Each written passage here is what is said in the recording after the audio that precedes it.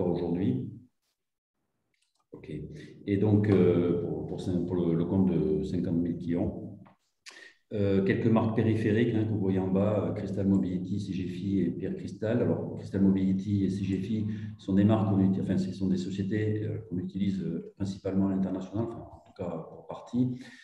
Crystal Mobility, c'est vraiment pour la partie expatriée, assurance, prévoyance et santé.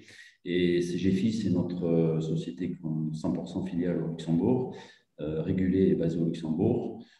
Effectivement, pour plutôt une clientèle internationale et notamment sur la partie financière. Pierre Cristal, c'est notre plateforme immobilière, avec des offres adaptées soit pour des résidents fiscaux français, mais également pour des offres adaptées pour des non-résidents. Voilà, notre implantation en France, comme vous pouvez voir, avec des agences et des bureaux principaux à Lyon, à Montpellier et à Paris, et également des agences un peu réparties sur le territoire, et puis nos implantations internationales, donc par des filiales ou des succursales. Et voilà, aujourd'hui, on couvre à peu près une quarantaine de pays avec des consultants sur place, mais surtout avec une vraie expertise des environnements qui se pratiquent, soit civils, soit juridiques, soit fiscaux, dans ces pays. Et donc, c'est pour nous un plus. Notre partie conseil, on est un groupe avec une approche très indépendante, sans conflit d'intérêt. Je m'entends donc avec une vraie partie d'analyse et de conseil au départ, vraiment sur une approche 360 degrés de la stratégie. Donc, on traite toutes les problématiques, qu'elles soient en premier lieu civiles, juridiques et fiscales. Évidemment, mettre en œuvre des stratégies et des éléments de détention de ces actifs patrimoniaux, d'adapter aussi en fonction de son pays de résidence fiscale. Et puis, pour terminer, on a une approche aussi de conseil d'investissement avec une partie gestion privée ou une partie gestion, on va dire, de conseil d'investissement qui nous permet donc de pouvoir décliner des offres ou des solutions qui sont adaptées aussi à la résidence fiscale. Voilà, donc rapidement, vous voyez les quatre grands thèmes en fait qui sont toujours abordés, la partie sociale, la partie financière, immobilière et prévoyance, sans évidemment occulter tous ces problèmes de civil et juridiques, et également aussi sur une compétence pluridisciplinaire et aussi en interprofessionnalité. On n'a pas la prétention de tout connaître, c'est très complexe bien souvent, et donc on a affaire souvent aussi à des conseils extérieurs, soit par des opinions légales qu'on réalise, soit aussi sur des conseils très appropriés pour chaque client. Voilà, donc je passe. Alors, l'enjeu et l'opportunité de l'expatriation, dans le titre, vous voyez enjeu et opportunité. Alors, je vais d'abord parler, je dirais, surtout de l'idée d'une expatriation, pourquoi on s'expatrie. Alors, parfois, on veut s'expatrier que pour des raisons fiscales, mais je ne pense pas que ce soit la bonne option. Je crois que les pays dont on parle, Espagne, Portugal, Grèce, on peut rajouter d'autres pays d'Europe du Sud, sont des pays d'abord qui attirent par un environnement, une qualité de vie, un climat, une proximité quand même malgré tout avec la France. On reste aussi dans l'Union européenne, c'est très important, notamment pour l'accès aux soins. Ce sont des pays qui offrent donc évidemment tout cet environnement-là positif. On peut s'expatrier pour différentes raisons. On peut être soit retraité, soit inactif, mais pas encore à la retraite, puisqu'on est ancien chef d'entreprise, on a vendu sa société et on souhaite bénéficier d'un autre cadre de vie. On peut être aussi actif, évidemment, soit chef d'entreprise actif dans ce pays ou salarié. Et puis, donc, voilà, des différentes motivations, mais il est essentiel de savoir pourquoi on s'expatrie, quelle est la recherche réellement de son expatriation. Alors très synthétique, comme je vous ai dit, les trois pays en question, Espagne, Portugal et Grèce. Alors, ce qu'on peut reconnaître en commun entre le Portugal et la Grèce sont des pays, on va dire, unitaires, dans le sens de leur constitution, en fait, propre à chaque pays, ce qui a quand même une importance, puisque globalement, on a une lecture fiscale ou civile, voire juridique, quel que soit le pays, quel que soit là, on va dire le district, par exemple Portugal, ou quelle que soit la région où on habite en Grèce, qui est identique. Alors au Portugal, il y a une petite différence parce qu'il y a deux territoires qui sont aujourd'hui autonomes, les Açores et Madère. Donc effectivement, on va avoir quelques particularités, mais enfin, globalement, on peut parler d'unité. Alors, ce qui n'est pas le cas de l'Espagne. L'Espagne est une monarchie parlementaire, mais c'est un État autonomique, c'est-à-dire qu'en fait, vous avez donc 17 communautés autonomes sur le territoire espagnol. On va le voir un peu plus loin. Je fais un slide spécial pour l'Espagne parce que c'est un peu plus compliqué et qui va donc offrir évidemment des contradictions en fonction des autonomies. Sur ce slide, comme vous allez peut le voir, donc on a essayé de le colorer. J'ai pris volontairement les aspects civils et les aspects fiscaux, hein, qui sont souvent deux aspects très importants dans le cadre d'une expropriation. Mais déjà, on peut s'apercevoir que bon, vous avez des autonomies qui sont ici représentées en rouge orangé au niveau du droit civil commun, donc qui vont, elles, être régies sous le Code civil espagnol et la législation générale, avec deux petites autonomies, l'autonomie des Valences et je crois que c'est Estramado, là, qui sont donc avec des petites variations, mais bon, globalement, qui vont reprendre aussi quand même les grandes lignes du droit civil commun.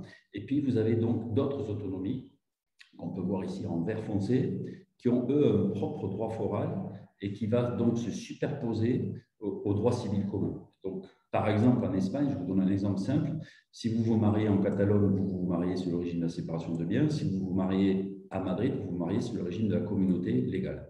Alors, la communauté légale du Code civil espagnol. Donc, vous voyez les différences, donc, ce qui amène évidemment des problématiques très importantes.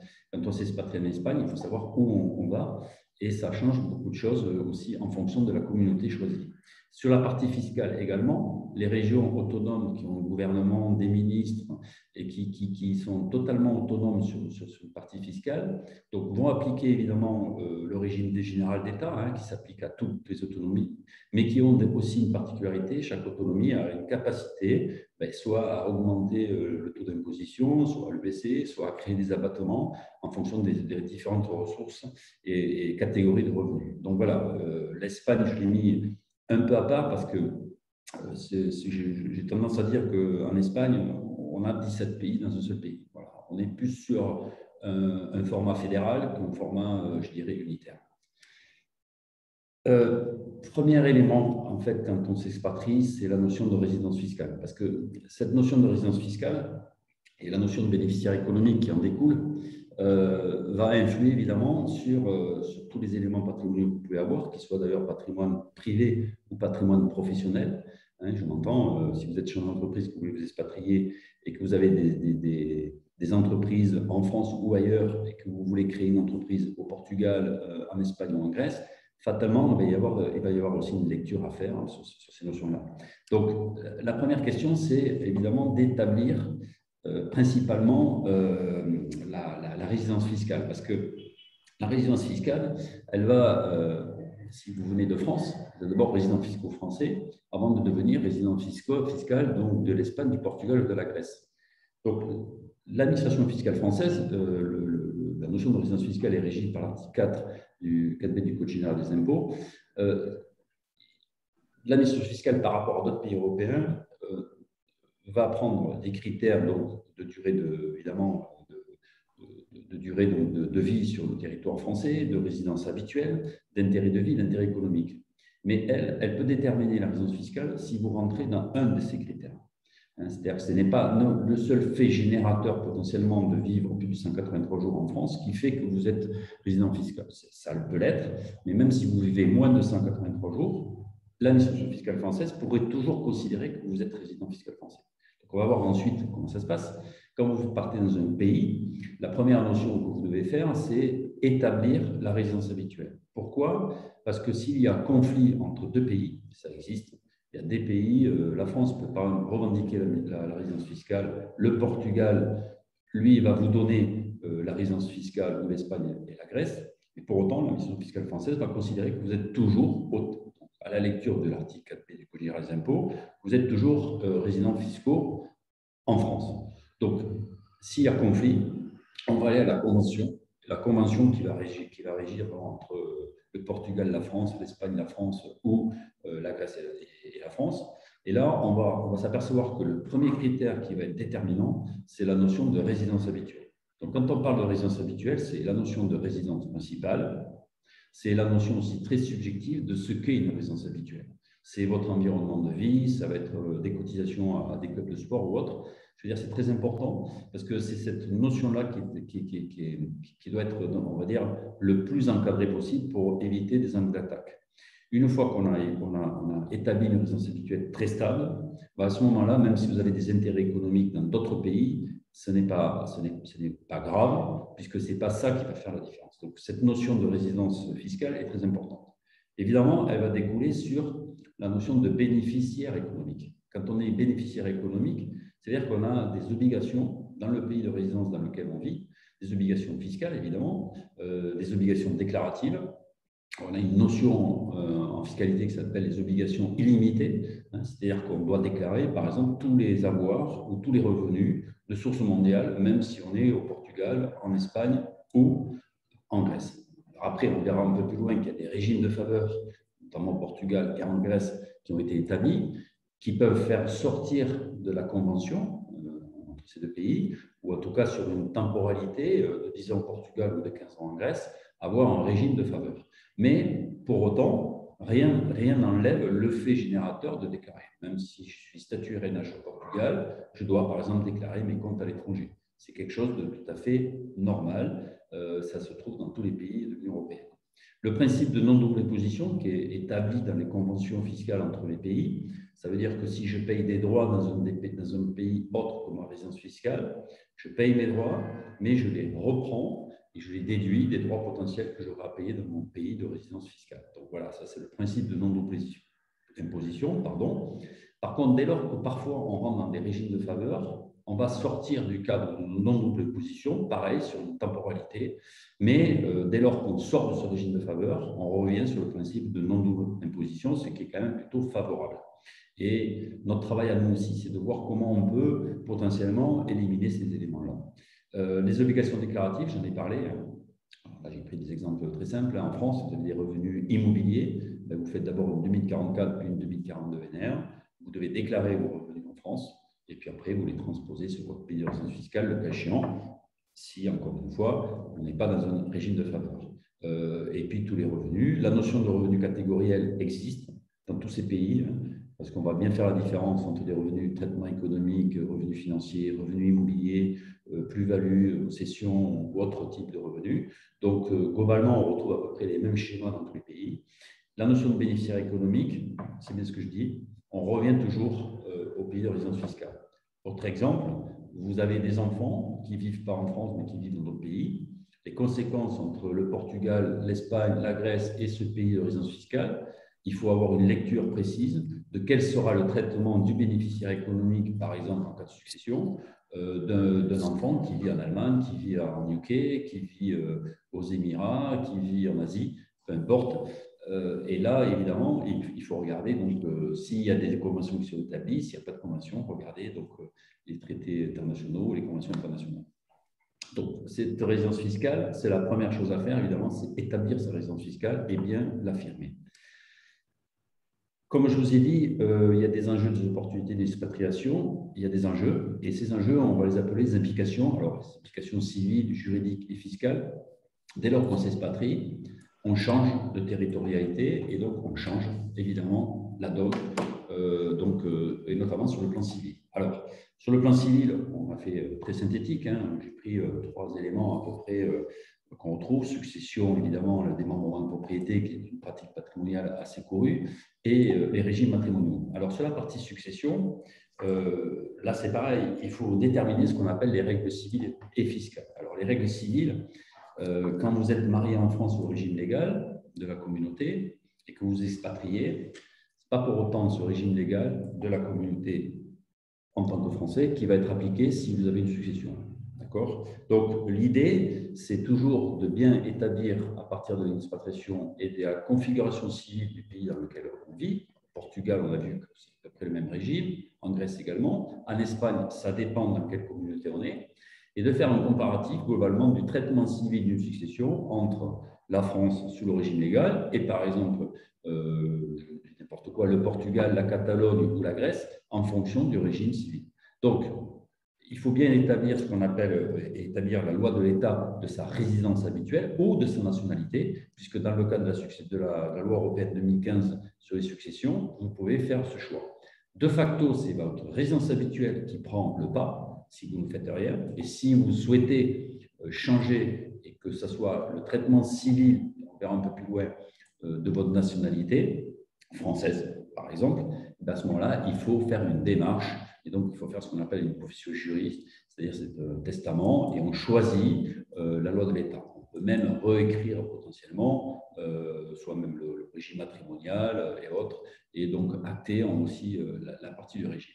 Alors, le démembrement de propriété, là également, en France, c'est une pratique très, très courue. Démembrement de propriété, en deux mots, quand vous êtes plein propriétaire d'un actif, vous avez deux notions. Vous avez un droit d'usufruit, donc c'est le fruit de l'actif, c'est la jouissance des revenus, de la jouissance d'habiter, mais vous avez également donc, des droits d'entretenir ce bien, payer les taxes et les impôts. Et puis après, vous avez un droit de nue propriété, qui est un droit de disposition. Et souvent, donc, on pratique ce démembrement de propriété soit pour transmettre, d'accord, anticiper, on va dire, une succession, soit pour détenir un bien d'une propriété sur une temporalité, parce que ça a aussi un intérêt peut-être pour certains investisseurs. Par contre, à l'étranger, ce démembrement de propriété n'est pas lu de la même façon, ça dépend des pays. L'Espagne, par exemple, dans le cadre d'un démembrement de propriété, ne reconnaît pas l'extinction de l'usufruit en cas de décès. Donc, ça veut dire qu'il y a une masse successorale qui vient rajouter au jour du décès, dès lors qu'on a, par exemple, on a la nue propriété d'un bien en France qui a été donné par ses parents. Les parents décèdent. En France, l'usufruit s'éteint et le nu propriétaire récupère la pleine propriété. Si vous êtes en Espagne, vous allez déclarer la valeur de l'usufruit. Voilà, c'est des petites astuces. La notion de quasi-usufruit, je ne vais pas m'étendre. Également, c'est une notion qui n'existe qu'en France, qui n'existe pas ailleurs. Voilà. Et sur la partie des régimes matrimoniaux, là également, on peut avoir parfois un principe de mutabilité. Alors, ce principe de mutabilité, c'est que vous mariez sur le régime légal en France, qui est la communauté, vous allez vivre dans un autre pays dont le régime légal n'est pas la communauté et par exemple la séparation de biens. Et si vous restez un certain nombre d'années dans ce pays, disons, que vous êtes marié avant le 1er janvier 2020, vous pouvez muter sans le savoir et passer, donc pour une période de 10 ans potentiellement supplémentaire ou plus, sous le régime légal du pays dans lequel vous vivez. Voilà. Donc, toutes ces implications civiles, évidemment, sont à prendre en compte. En premier lieu, je dirais, c'est souvent un peu le parent pauvre d'une expatriation, et c'est pourtant par là qu'il faut commencer, parce que ça influe sur beaucoup de choses à terme.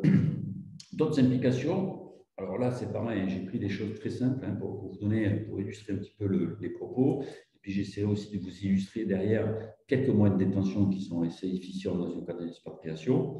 Donc ça, c'est des choses que à peu près beaucoup de Français connaissent, en gros, les sociétés civiles et les contrats d'assurance vie. Alors, quand je parle de société civile, on dit souvent SCI, société civile immobilière, mais une société civile, ça peut être aussi patrimonial. Elle peut détenir des actifs immobiliers, mais aussi elle peut détenir des actifs financiers, on verra un peu plus loin.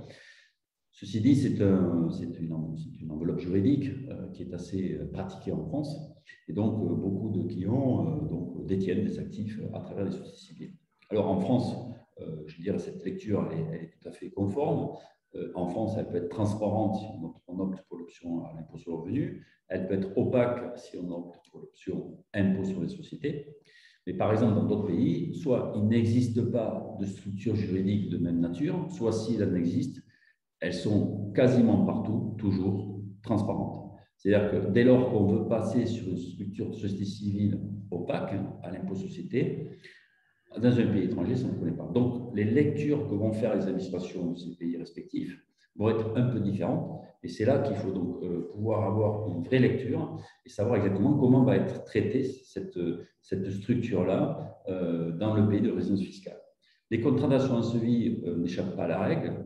Les contrats d'assurance vie, imaginaire, c'est un produit d'épargne, mais c'est avant tout une enveloppe juridique et fiscale, mais c'est une enveloppe juridique. Et c'est cette enveloppe juridique-là qui donne le sens, je dirais, premier d'un investissement, en tout cas d'un investissement en contrat d'assurance vie. Pourquoi? Parce que dans cette enveloppe juridique, vous avez une stipulation qui est une stipulation pour autrui, c'est-à-dire que cette enveloppe juridique vous permet donc d'investir des sommes à travers donc, le contrat et de pouvoir désigner un bénéficiaire ou plusieurs bénéficiaires et donc de préparer une transmission.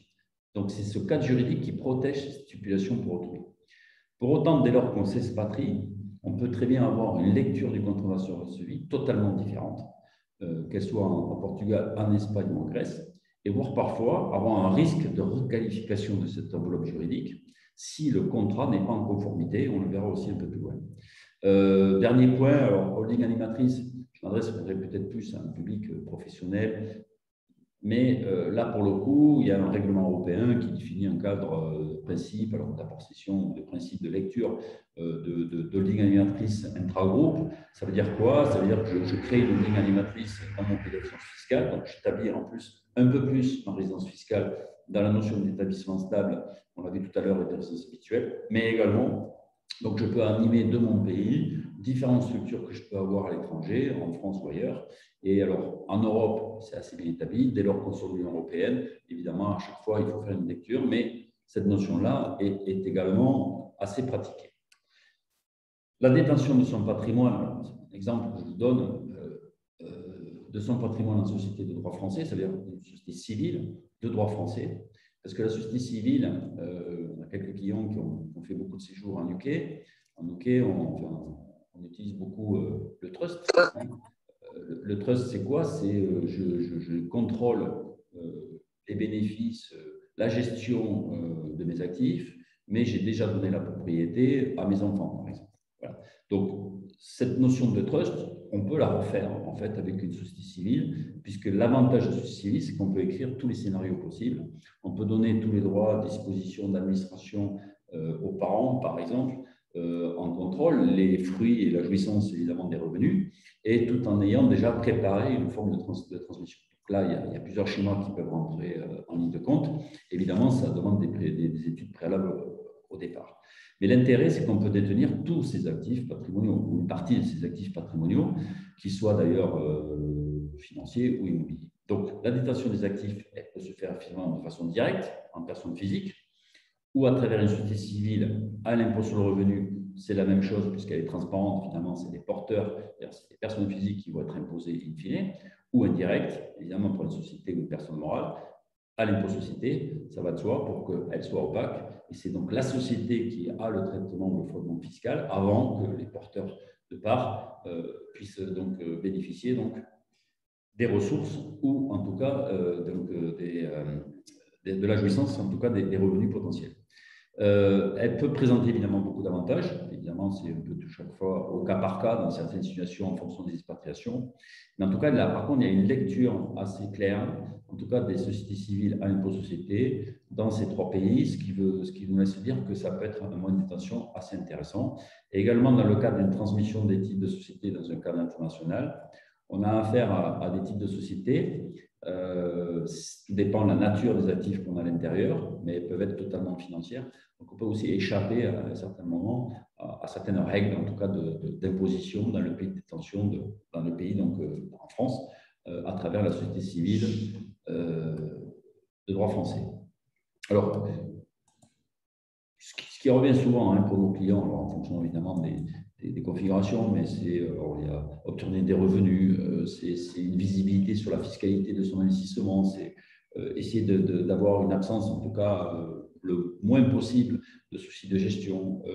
Évidemment, trouver une rentabilité attractive et qui soit potentiellement décorrélée des évolutions de marché et in fine, anticiper ou organiser une transmission de patrimoine. Donc ça, c'est vraiment des objectifs qui sont assez identifiés, qui reviennent assez souvent, quel que soit l'âge ou la nature ou les éléments patrimoniaux que l'on peut avoir de nos clients. Comme je vous ai dit, on peut tout détenir. On peut détenir des valeurs mobilières, des comptes titres, des contrats de capitalisation, de l'immobilier, du private equity. On peut vraiment faire, avec cet instrument-là, tout un tas de choses. Alors, nous, on a fait quand même des lectures juridiques, des opinions légales. Ce qu'on peut voir, c'est que dès lors que la société est à l'impôt société, je m'entends, là, on peut dire et on peut invoquer le droit interne français. Donc, dans le cas où on renvoie donc, à ce sujet-là à la convention fiscale pour les questions, en tout cas, qui relèvent du droit interne de chaque pays État, ce qui veut dire que là, pour le coup, on peut revendiquer comme le droit interne français. Et par contre, évidemment, il faut que cette structure ait un caractère bien réel et non fictif. Ce n'est pas quelque chose que l'on fait comme ça. Voilà un petit peu pour vous donner quelques idées. Là, j'ai fait ressortir, par exemple, les dividendes d'une structure de ce type qui sont fiscalisés à hauteur de 12,8%, qui est les 12,8% qui sont compris dans la flat tax des dividendes en France. puisque le reste, c'est des prélèvements sociaux et que vous êtes exonéré de prélèvements sociaux dès lors que vous êtes non-résident fiscaux français. L'autre élément, l'assurance vie. Alors, moi, j'ai pris volontairement le Luxembourg parce qu'on utilise beaucoup l'assurance vie luxembourgeoise pour nos clients. Pourquoi? Bon, tout simplement, ça coupe. Je ne sais pas si ça coupe. Est-ce que ça a coupé? Non? C'est bon? Ah, pardon. Claude, on vous entend, il n'y a pas de problème, Parfait, allez-y. parfait. Donc, pourquoi? Parce que l'assurance vie, d'abord, c'est un État, c'est le principal État de l'Union européenne le moins endetté. Alors, avant Covid, on était à 20% d'endettement du PIB, un ranking à 3A en termes de notes, et surtout une sécurité financière. Donc, c'est pour ça qu'on l'utilise beaucoup. On travaille aussi beaucoup en multidevises parce qu'on a des clients internationaux qui sont positionnés parfois en zone dollar ou autre. Donc, ça nous permet, si vous voulez, d'avoir une approche. Mais la structure juridique de l'assurance vie, là, c'est pareil. Il faut faire très attention à la conformité dans le pays dans lequel on vit. Alors, le Portugal, c'est facile, parce qu'au Portugal, il n'y a vraiment aucune restriction. C'est un pays en or pour ça. C'est le pays, certainement, qui a la lecture la plus simple du contrat. Alors, on ne va pas l'appeler assurance vie, on va l'appeler instrument de captation d'épargne structurée. Vous voyez, c'est un peu complexe. Mais voilà, cette lecture-là permet de pouvoir tout faire en Portugal. Et donc, c'est vrai, c'est un vrai plus, effectivement, pour ce pays. La Grèce, il n'y a pas de contraintes particulières, mais il y a quelques restrictions sur les choix des investissements et les compagnies. Chaque compagnie, évidemment, doit faire une partie compliance et toutes ne l'ont pas faite. Donc, là, globalement, on arrive quand même à trouver des solutions, mais il n'y a pas vraiment de problème particulier. L'Espagne, encore une fois, est particulière. Donc, elle, il faut faire très attention parce que là, on a des sujets vraiment de requalification. Il y a des arrêts de la Cour suprême espagnole qui a requalifié des contrats d'assurance vie parce qu'elle ne rentrait pas dans la compliance espagnole. Je vous donne quelques éléments. Par exemple, un contrat d'assurance vie, pour qu'il soit bien compliancé en Espagne, il faut qu'il y ait une garantie d'essai. Voilà, tout simplement. Il n'y a pas que ça. Hein. Donc, il faut faire une lecture aussi juridique des contrats existants et potentiellement faire des arbitrages de cas échéant si on choisit l'Espagne. Dernier point, le Luxembourg peut être aussi un moyen de déposer ses actifs financiers, même à travers une société civile patrimoniale française. On revient toujours au sujet de la détention.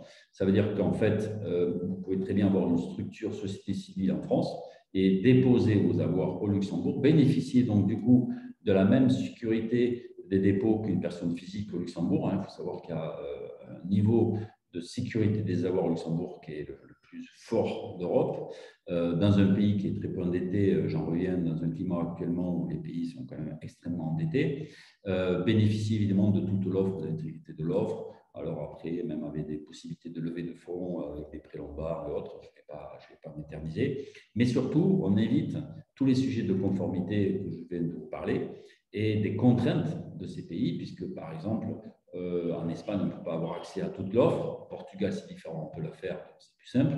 Et en Grèce, c'est pareil, on ne peut pas avoir accès à toute l'offre. Donc, ce qui veut dire que grâce à ça, on peut avoir accès à toute l'offre sans avoir la contrainte donc, de conformité, de compliance. Les implications fiscales, alors là, c'est pareil. Hein, quand on parle d'implications fiscales, elles sont de deux sujets. Le premier sujet, c'est, on a vu, la résidence fiscale. Évidemment, la résidence fiscale va déterminer les implications fiscales. Donc, dès lors que je m'expatrie, d'abord, je cale bien, très bien ma résidence fiscale. Je suis au Portugal, en Grèce, en Espagne, peu importe. Ensuite, il va y avoir des implications fiscales sur deux grandes masses, on va dire, d'imposition, les impositions sur les revenus et les impositions sur le patrimoine.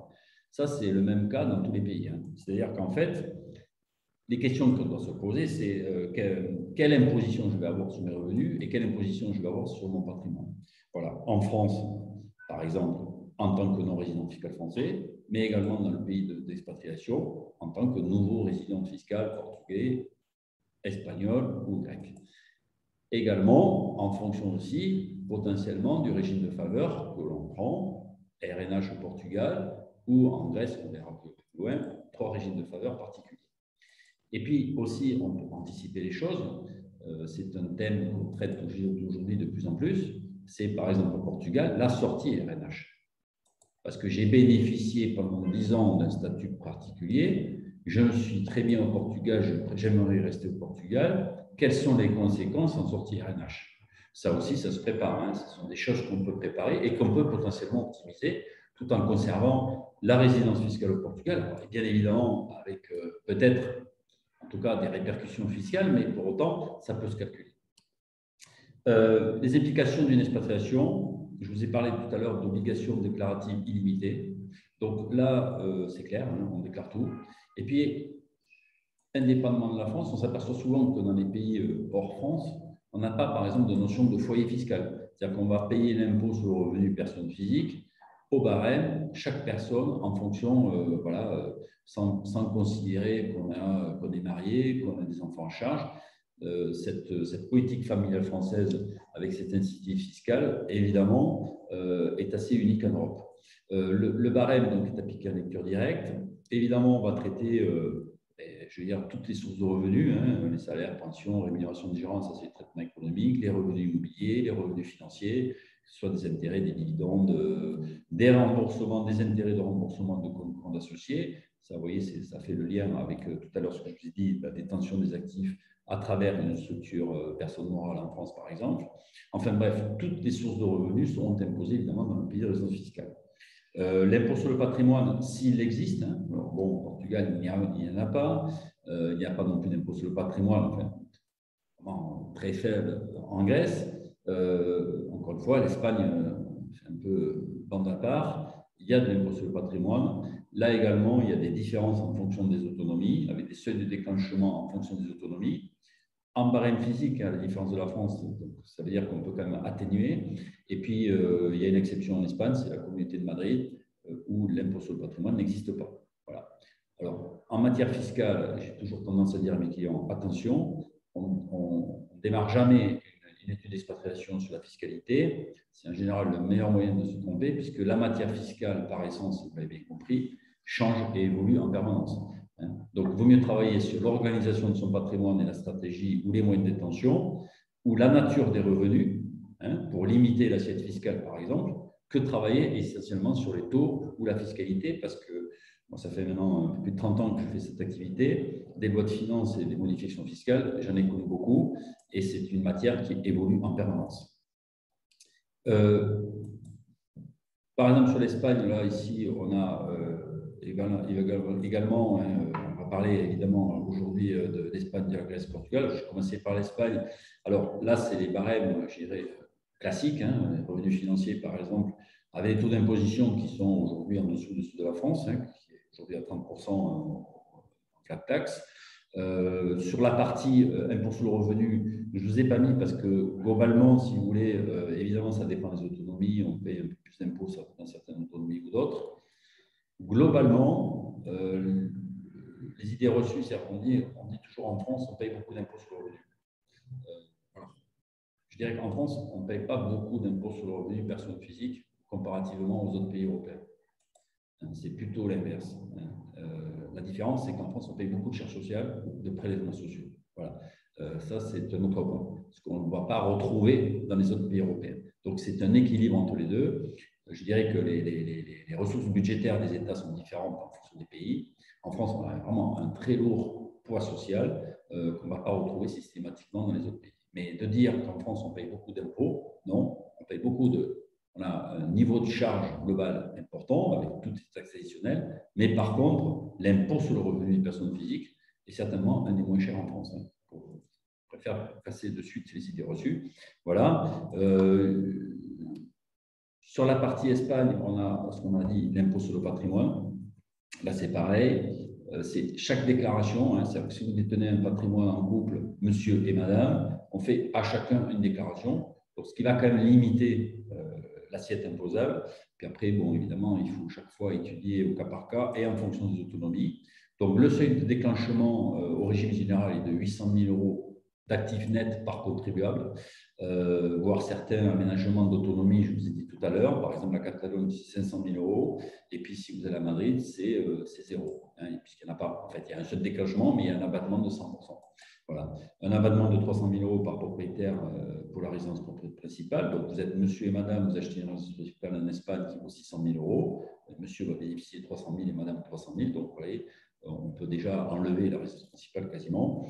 Les exonérations des biens professionnels, bon, ça c'est en général le cadre commun s'il y a une application d'impôt sur le patrimoine dans un pays qu'on va retrouver un peu partout. Particularité également, voilà ce que je vous ai dit tout à l'heure, hein, si vous avez de la nue propriété en France, pas de successorale, par exemple parce que vos parents sont décédés ou un de vos parents est décédé, vous avez encore la nue propriété d'un bien, ben vous aurez à le déclarer dans l'assiette à l'impôt sur le patrimoine en Espagne, ce qui n'est pas le cas en France, hein, où c'est totalement sorti de l'assiette. Voilà. Je ne parle pas du Portugal à ce niveau-là, puisqu'il n'existe pas, donc c'est plus simple, donc ce n'est pas la peine d'en parler. Et je ne parle pas de la Grèce non plus, parce que vous verrez, c'est vraiment à la marge. Voilà. Alors, il existe quand même un plafond fiscal en Espagne, hein, le fameux plafond fiscal, où on peut quand même limiter. Donc là aussi, tout l'intérêt d'avoir une stratégie de détention de moyens d'investissement qui permet aussi de dégager des revenus avec une assiette fiscale faible pour pouvoir bénéficier potentiellement du plafond fiscal et donc diminuer son impôt sur le patrimoine. Le Portugal, donc les résidents fiscaux au Portugal, donc ils sont imposés comme tout le monde sur l'ensemble des revenus mondiaux. Donc ça, c'est le cadre général. Hein. Vous voyez qu'on fait aussi, on catégorise les revenus, hein, toujours pareil, les revenus de travail dépendants, on va dire salariés, indépendants, commerciaux, revenus capitaux, revenus fonciers, accroissement d'actifs ou pensions. Donc en Portugal, ils donnent des lettres pour faire la catégorie des sources de revenus. La somme des revenus est donc après à déclarer au barème progressif. Donc le Portugal, effectivement, a un barème progressif qui est quand même pas neutre, il faut être clair. Voilà, mais voilà. Et puis, c'est une taxe de solidarité qui s'applique aux contribuables en fonction dès lors que les revenus dépassent 80 000 euros. Et puis, comme je vous ai dit, aucune imposition sur le patrimoine. Donc ça, c'est quand même aussi un élément clé du Portugal. Le Portugal, comme la Grèce, comme l'Italie dans certaines zones, a mis en place un régime particulier, qui est le régime RNH, hein, que beaucoup d'entre vous doivent connaître. Donc ce régime permet, dès lors qu'au Portugal, on a un numéro d'identification fiscale et qu'on a demandé le statut RNH donc avant le mois de mars de l'année suivante de son installation, et qu'on a une résidence bien établie au Portugal et qu'on passe plus de 183 jours, à ce moment-là, on peut bénéficier de ce régime-là. Le régime RNH comprend pas que les retraités ou les pensionnés de retraite, prend également en compte ce qu'on appelle des professions à forte valeur ajoutée. Donc, on va retrouver des salariés ou des indépendants qui amènent, on va dire, une valeur ajoutée au pays. Et donc, ils vont pouvoir bénéficier pour cela de 20% forfaitaire et pour les pensions retraite aujourd'hui, 10%, puisque donc, le statut RNH a un peu évolué. On est passé de 0% à 10%, ce qui me semble d'ailleurs une bonne chose pour plutôt établir, en tout cas conforter ce statut-là. On ne parle évidemment que des pensions de retraite privées. Les pensions de retraite publiques, par essence, sont toujours fiscalisées dans le pays dans lequel donc, la source de la pension. L'exonération aussi d'impôts des revenus de sources étrangères, mais attention, dès lors qu'il y a des droits à payer dans le pays dans lequel ces sources de revenus arrivent. Je vous donne un exemple simple. Hein. Vous avez donc, je reviens sur une sorte de structuration. Vous avez donc des structures juridiques, personnes morales à l'IS en France. Vous percevez des dividendes, vous payez 12,8 en France dans le cadre d'un statut RNH. Au Portugal, vous ne payez pas, puisque les revenus de sources étrangères sont donc exonérés d'impôts au Portugal. Donc, l'obtention du statut RNH, comme je vous ai dit, elle n'est pas automatique. Il faut d'abord faire les choses dans l'ordre. Il faut établir sa résidence, louer ou avoir un bien. Il faut demander un numéro.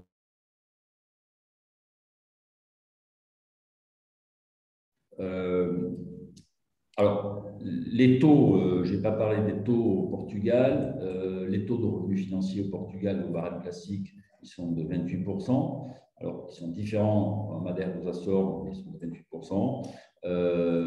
Et sur les contrats d'assurance vie, si, par exemple, luxembourgeois, ils sont de 28% aussi, avec quand même une possibilité de réduire ses droits à 21,5% ou à 11,5% en fonction des durées de détention et en fonction, évidemment, des montants souscrits. On le verra aussi un peu plus loin. En Grèce, alors, la Grèce, c'est vraiment pas le pays qui frappait les esprits pour l'expatriation parce que le régime fiscal grec, il est vraiment extrêmement lourd, je vous le dis au départ. Je vous donne un exemple, je crois qu'on est déjà à 44% d'imposition dès lors qu'on est à plus de 40 000 euros de revenus par an, plus une taxe de solidarité de 7,5. Enfin bref, c'est vraiment un régime qui est assez dur sur la partie de l'impôt sur le revenu. Donc, ce n'est pas le pays qui frappait immédiatement pour l'expatriation. Pour autant, il y avait déjà quelques mesures fiscales favorables en Grèce, notamment sur le revenu des dividendes, une taxation à 5%, mais les dividendes grecs, je m'entends, 15% aussi sur les plus-values, sur les intérêts, pardon, et sur les plus-values de titres. Et les plus-values boursières aussi sont exonérées si le cédant détient moins de 0,5% d'un capital d'une société cotée. Mais enfin, si j'ai des titres totaux dans mon portefeuille, en général, même si je suis assez fortuné, c'est rare que j'ai plus de 0,5% du capital de la société. Voilà. Revenus soumis aussi à une contribution fiscale de solidarité. Le principe de la Grèce et des régimes de faveur, l'été dernier, en plein Covid, la Grèce a mis en œuvre 3 régimes de faveur, donc avec une différenciation entre des bénéficiaires de pension retraite, donc ça c'est le premier régime, qui a une durée de 15 ans, et qui permet d'être imposé avec un taux forfaitaire à 7% sur tous les revenus de source étrangère et les pensions privées, hein, ainsi que l'exonération de la contribution fiscale de solidarité sur le revenu. Alors, sur le papier comme ça paraît très bien, mais il faut bien étudier les choses parce que, pour autant, les revenus de source grecque, eux, sont taxés normalement. On a vu des conditions juste avant. Par exemple, une société que vous avez en Grèce, vous tirez des dividendes, vous avez 5%, mais ça peut se cumuler. Puisque dès lors qu'on bénéficie de ce régime de faveur, on ne bénéficie plus de l'élimination de la double imposition. Donc, si vous avez, par exemple, des revenus immobiliers en France, vous allez payer de l'impôt en France et vous allez payer également de l'impôt forfaitaire au Portugal, en Grèce, pardon, de 7% qui vont se rajouter. Donc voilà, il faut quand même faire attention avant de prendre ce régime de faveur et chaque cas est évidemment particulier. Évidemment, les conditions, vous avez des conditions pour l'obtention qui sont ici répertoriées. Je vais avancer parce que je sais que le temps passe. L'autre régime de faveur, c'est des personnes qui disposent d'un patrimoine important. Je suis conscient que ce n'est pas à la portée de tout le monde. En fait, ils ont fait un peu le système suisse hein, avec un forfait fiscal. Vous payez 100 000 euros de forfait fiscal dès lors que vous investissez 500 000 euros en titres ou en immobilier en Grèce.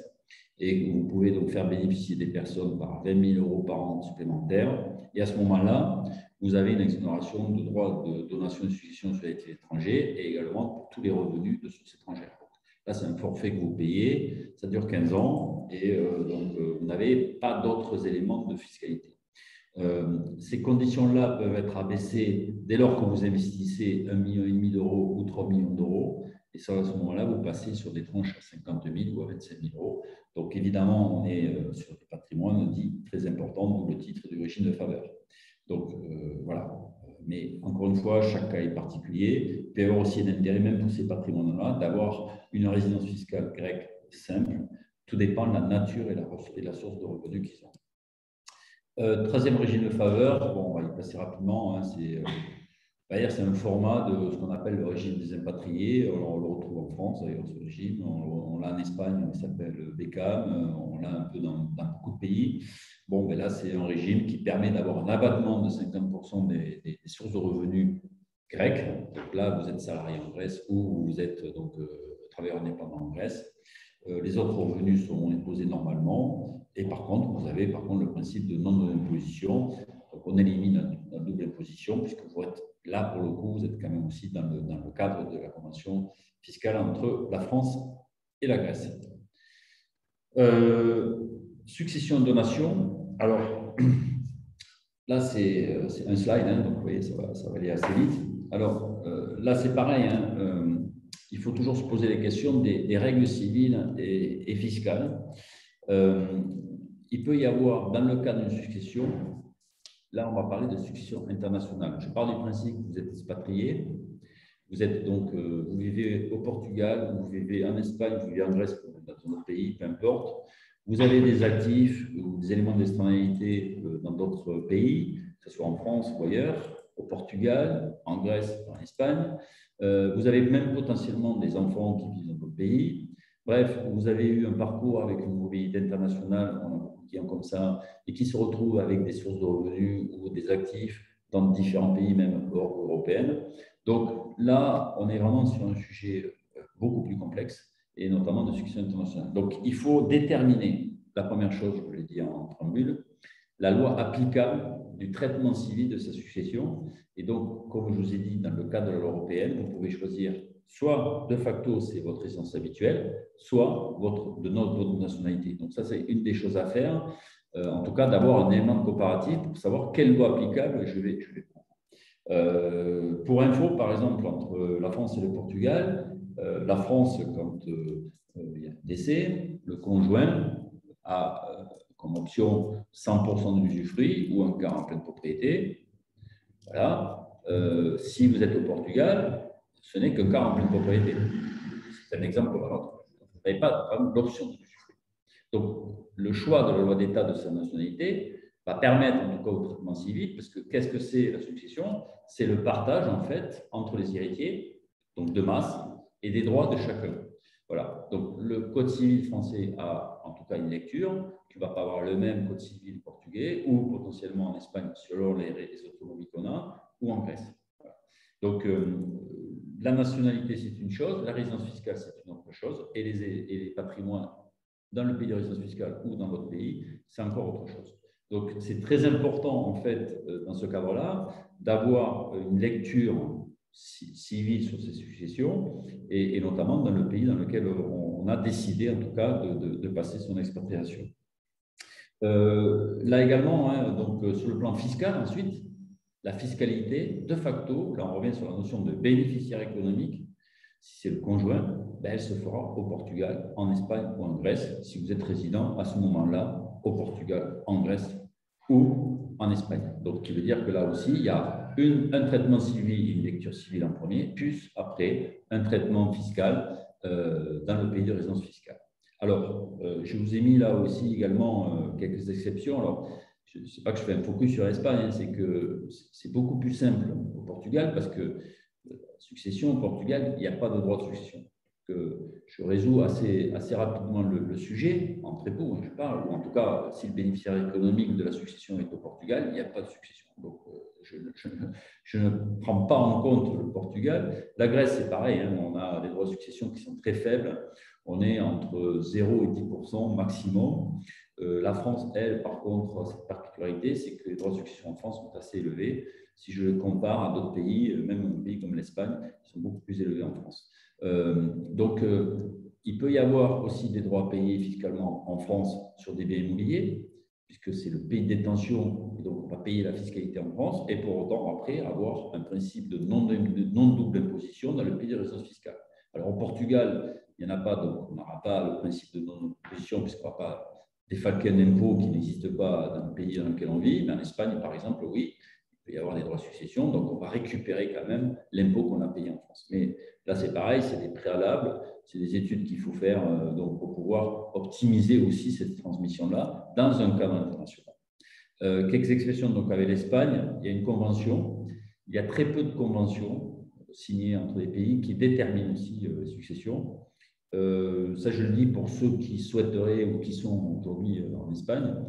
Si vos parents, par exemple, je parle des enfants, sont en France, résidents fiscaux français, qui n'est surtout pas l'intention d'acheter un bien en Espagne, parce qu'à ce moment-là, ils sortiraient de cadre de la Convention de 1963, qui prévoit que si le défunt est résident fiscal français au moment de son décès et que ses actifs, donc le bénéficiaire économique, donc l'héritier, est en Espagne par exemple, alors il peut y avoir des droits à payer en France, mais par exemple en Espagne, il n'aura pas de droits à payer parce qu'il sort du cadre et donc il n'aura aucune imposition. Donc c'est des petits détails, mais qui peuvent avoir leur importance. Les donations, alors là, pour le coup, il existe très peu de conventions à ce titre.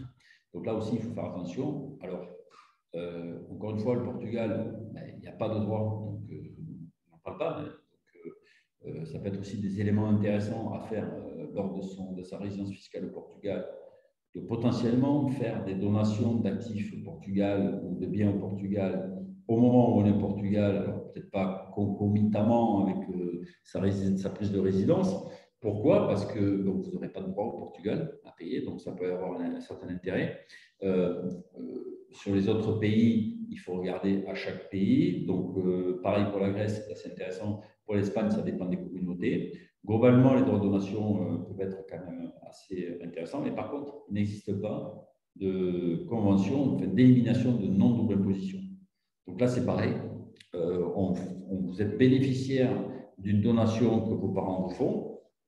Vous résidez au Portugal, vous n'avez pas de souci, en Grèce, pas de souci. Vous êtes en Espagne, il faudra faire attention parce que vous allez peut-être avoir des droits payés en France ou pas, hein, si vous bénéficiez des abattements par exemple. Mais pour autant, vous allez avoir un élément déclaratif à faire dans votre pays de résidence fiscale et vous allez avoir des droits payés, par exemple, en Espagne, si le cas échéant, il y a des droits prévus. Donc, toujours pareil, hein, c'est des sujets sensibles, mais qui demandent un préalable. Je pars du principe que dès lors qu'on a un élément extérieur, un élément international, il faut toujours faire attention de quel traitement on a donc, de la lecture donc, de tous ces sujets-là. Voilà, je crois que je suis rentré dans les clous. Peut-être même, j'étais peut-être un peu trop rapide, je ne sais pas. Alors, il y a beaucoup de questions, Jean-Claude. Voilà, je reconnais que si vous voulez traiter 3 pays sur trois sujets, alors vous avez compris que notre approche, elle est vraiment globale. C'est très compliqué. J'ai essayé d'être le plus succinct, peut-être certainement un peu trop rapide pour les uns et les autres. Mais bon, ce qu'il faut retenir, c'est que s'expatrier, c'est évidemment d'abord pour moi, hein, en tout cas, c'est ma vision des choses, le choix d'un pays dans lequel on veut vivre. Ça, c'est très important. Une expatriation doit se faire d'abord comme ça. Le cadre de vie, privilégier ça. Et ensuite, évidemment, les implications.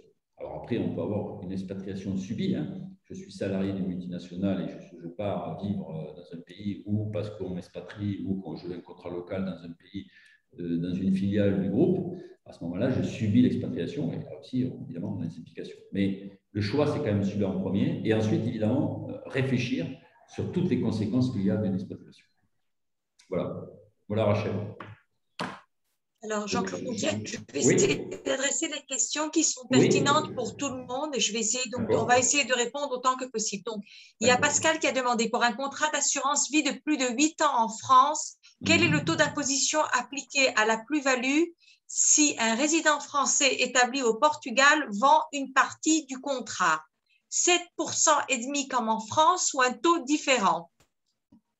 Alors déjà, la question à se poser, c'est s'il est sous statut RNH ou s'il est hors statut RNH. Alors, je pars du principe qu'il est statut RNH. Donc, il y aura une imposition, c'est ce que je dis tout à l'heure, en France, effectivement. Il va avoir l'application du droit interne français sur le contrat d'assurance vie, puisqu'il est le droit français, s'il est sous statut RNH, et il n'aura pas de déclaration à faire au Portugal. D'accord? Voilà, c'est pour répondre. Par contre, s'il n'est pas sous statut RNH, il y aura des droits à payer en France, dans le cadre du droit interne français, des contrats d'assurance vie, donc au-delà des 8 ans. Et ensuite, il aura effectivement une double déclaration des intérêts, je ne parle que des intérêts, à déclarer au Portugal. Il sera appliqué donc une fiscalité de 28%, mais il va récupérer quand même le prélèvement, en tout cas l'impôt qu'il aura payé, les droits qu'il aura payés en France. Donc, au final, ça finira à 28% au Portugal hors statut RNH. Et sous statut RNH, il n'a que de l'imposition en France. Voilà, je ne sais pas si j'ai bien répondu. Alors, ça, c'est pour des contrats de droit français, parce que dans les conventions fiscales des français, alors, est-ce que ce monsieur est résident fiscal déjà au Portugal? C'est ça aussi la question. Je pense que oui. Je pense que oui. Alors, donc, il va répondre, on va dire, à la lecture de la convention fiscale entre le Portugal et l'Espagne, pardon, je m'excuse. Donc, avec un prélèvement à la base, hein, je crois de mémoire qui est de 10%, quelle que soit la durée de détention. En fait, si vous voulez, quand vous êtes résident fiscal français avec un contrat de droit français, vous prenez le régime du droit de votre résidence fiscale. Dès lors que vous sortez du cadre de la résidence fiscale française, vous regardez la convention et quels sont les accords établis entre les contrats français, par exemple, et votre résidence en Espagne, au Portugal ou en Grèce. Donc là, il y a un taux forfaitaire souvent qui est appliqué. Ok, alors il y a une dame qui s'appelle Maria qui a posé une question. Je pense que c'est applicable donc à l'Espagne. Elle demande le taux d'imposition vaut quel que soit le nombre de personnes à charge, c'est-à-dire si on a des étudiants à charge. Alors oui, c'est ce que j'ai dit en préambule, hein, la notion de foyer fiscal n'existe pas en tant que telle. Alors, il y a, je ne vais pas vous dire le contraire, une petite différence si vous avez des personnes à charge que si vous n'avez pas de personnes à charge, mais sincèrement, c'est à la marge. Mais vraiment, hein, si vous voulez, ça joue sur très très peu. C'est pas comme en France. Hein. Quand vous avez mère célibataire, par exemple, avec 3 enfants en charge, avec une chute des quotients familiaux, vous avez une réduction de l'impôt sur le revenu très forte. Hein. En Espagne, non. En Espagne, non, ça joue, mais c'est à la marge. Par contre, ce qui peut être déduit, c'est les éléments de pension. Si vous avez des pensions, verser une pension, à ce moment-là, vous pouvez potentiellement la déduire de votre assiette avant imposition de votre assiette de déclaration. Voilà. Le foyer fiscal, c'est une notion très française. Ce qui a fait la politique familiale française et qui a fait que la démographie, enfin, le taux de natalité en France est supérieur à d'autres pays européens. C'est pas problème. Ok. Je vais encore une fois, parce qu'il y a beaucoup de questions qui arrivent, là, on va essayer de répondre aux questions pour que ça soit intéressant aussi pour tout le monde. Et puis par la suite, si vous avez des questions plus personnelles, vous pourrez par la suite correspondre donc avec Jean-Claude. Je vous transmettrai ces coordonnées. Alors, il y a Jean-Noël qui demande, sur l'immobilier détenu en France, y a-t-il double imposition ou bien existe-t-il un crédit d'impôt pour éviter la double imposition? Alors, ça a un peu coupé. Si j'ai compris, il y a des actifs immobiliers, c'est ça, hein, en France? Donc, sur de l'immobilier détenu en France, y a-t-il double imposition ou bien existe-t-il un crédit d'impôt pour éviter la double imposition? Alors, bien sûr, dès lors qu'on est dans le cadre d'une convention fiscale, le principe de non-double imposition est établi. On élimine la double imposition, en fait. Hein. C'est-à-dire que si je paye des droits en France, et je vais faire une déclaration dans le pays de résidence fiscale et je vais récupérer en crédit d'impôt les droits que j'ai déjà payés. Alors, attention sur le revenu immobilier en France, parce qu'en France, le taux d'imposition, il y a un taux forfaitaire qui est de 20%, qui peut aller jusqu'à 30% en fonction du montant des revenus immobiliers. Ça, c'est forfaitaire, plus des prélèvements sociaux. Donc, normalement, si je suis dans un pays hors de la France, je suis comment dire, assujetti au régime social du pays dans lequel je réside. Donc, je ne suis pas assujetti au régime social français, puisque dans les accords européens, je ne peux être assujetti à un régime social que dans un seul pays. Je ne peux pas être dans deux, ce n'est pas possible. Donc, je suis de facto, par exemple, si je suis au Portugal, je suis au Portugal. Donc là, sur votre côté-là, j'aurai 20% en plus, 7,5% de prélèvement de solidarité à payer en France, parce que je vais échapper aux 17,2% des prélèvements sociaux, mais j'aurai quand même 7,5%. Quand je fais une transposition après du crédit d'impôt, les 7,5%, ce n'est pas de l'impôt. Je dis, donc je récupère les 20% payés, mais pas les 27,5%, sur le principe. Après, chacun fait comme il veut, mais moi, par principe, c'est les 20% qu'on récupère. Donc oui, il existe le principe de non-double imposition. Alors après, en fonction, si je suis au Portugal, par exemple, sous le régime RNH, là, je n'ai pas de sujet, parce que de toute façon, je n'ai pas à déclarer les revenus de source étrangère dès lors que ces revenus-là ont fait l'objet, on va dire, dans leur pays de détention, de droits. Donc là, je n'ai pas de principe de non-imposition dans tous les cas de figure. Voilà. OK. Alors, je vais adresser donc deux questions aussi parce que je pense qu'il y a un petit peu de confusion. Donc, Delphine demande comme ça, si je suis résidente en Espagne et que j'hérite de ma mère qui est résidente fiscale française sans lien avec l'Espagne. Je n'aurai aucun droit à payer ni en France ni en Espagne. Bon, je connais la réponse, mais je vous laisse lui répondre, Jean-Claude.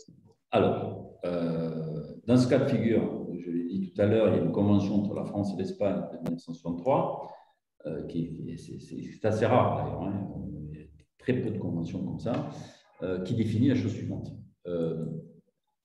En France, il peut y avoir des droits payés. Si, par exemple, la maman de cette personne détient des biens immobiliers, il peut y avoir des droits payés sur les biens immobiliers en France. Hein. Le traitement fiscal en France va se faire sur les biens immobiliers.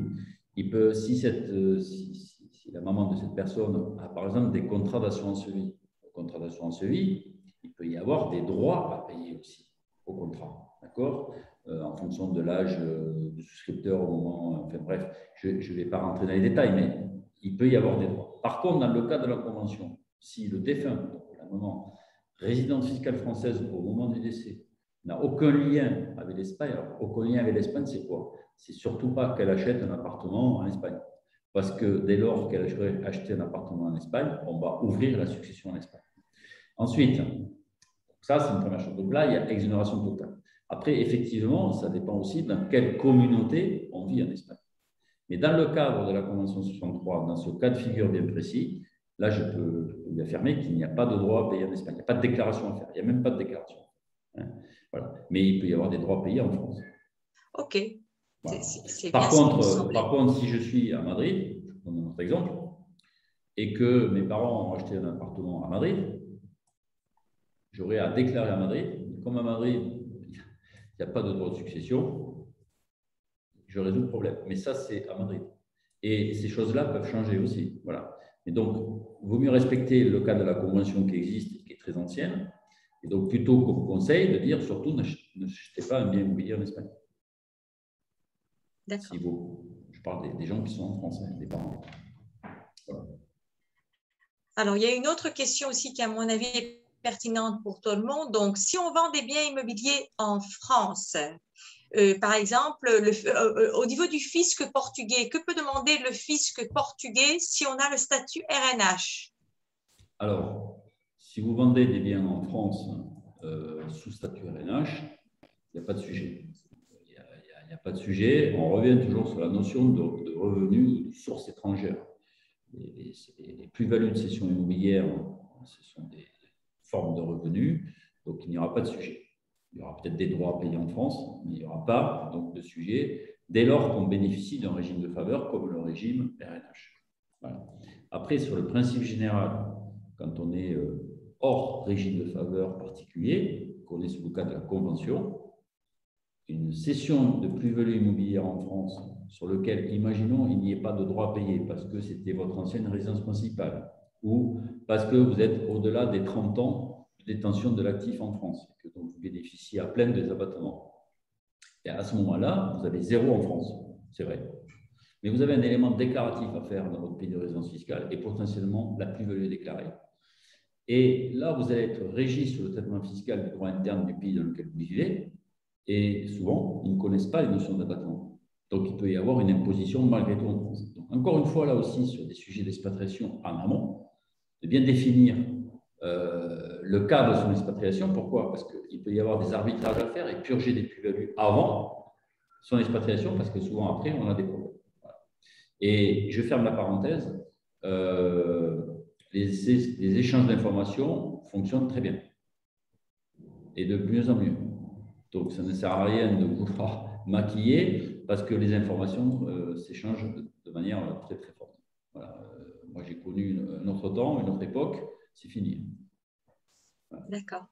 OK. Je pense qu'on a fait le tour des questions, du moins les questions qui étaient en rapport avec votre présentation. Alors, on va clôturer la session de ce matin. Je voudrais vous remercier à tous. Je voudrais en particulier remercier Jean-Claude.